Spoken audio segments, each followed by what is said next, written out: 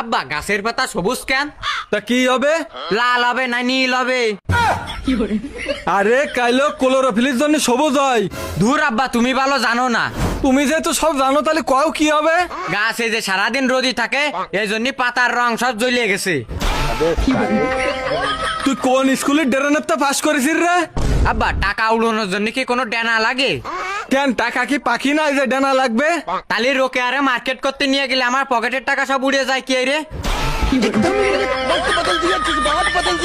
আচ্ছা আব্বা, কদিন ডাব গাছে এত উপরে পানি ওঠে কি রে? শিকড় দিয়ে গাছ পানি টানি নেই। দূর আব্বা, তুমি কিছুই জানো না। আকাশেতে যখন মেঘ নিচে নেমে আসে, নারকেল গাছ শেষ মেঘের কাছে পকেট মারে। আচ্ছা আব্বা, মানুষ ঘুমানোর সময় চোখ বন্ধ করে কেটে যাতে চোখে আলো না লাগে আর মানুষের ঘুম যাতে ভালো হয়। না আব্বা, এইটাও তুমি ভুল জানো। আচ্ছা আব্বা, তুমি কদিন সঠিক কোনটা জানো? আমি তো সঠিক কিছুই জানি না, তুই তো সবই সঠিক জানিস, তাহলে তুই ক কি হবে? চোখ খুলে রাখলে যদি ঘুম পলায় এই জন্যই মানুষ চোখ বন্ধ করে রাখে। আচ্ছা তুই কি কোনোদিন বই খাতা খুলেছিস? আচ্ছা আব্বা বাদ দাও, কদিন টুথপেস্টের মধ্যে লবণ থাকে কেটে দাঁত পরিষ্কার করার জন্য আর জীবাণু মারার জন্য? একদমই না। সকালবেলা দাঁত না মাজলে যদি একটু তরকারিতে লবণ কমে যায়, ওই টুথপেস্ট একটু ডাইলে নেই।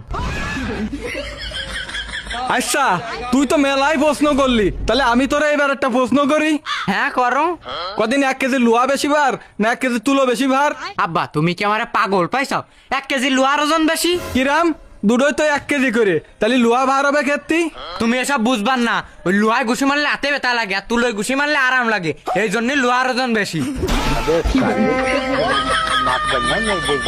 আচ্ছা আব্বা, বুকা মানুষে গাধা কয় কেতে গরু না কয়ে?